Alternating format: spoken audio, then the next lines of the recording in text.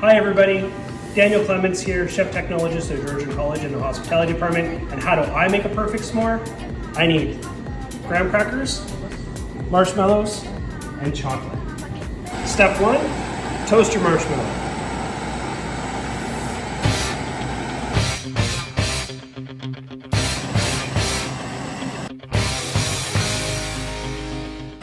How toasty do you like your marshmallow?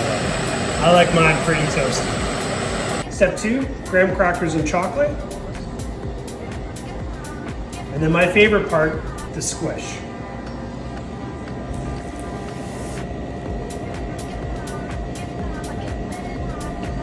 Now that looks like a perfect s'more.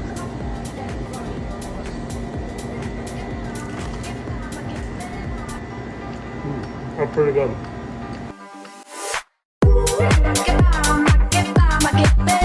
All I gotta, makes my body dance for you.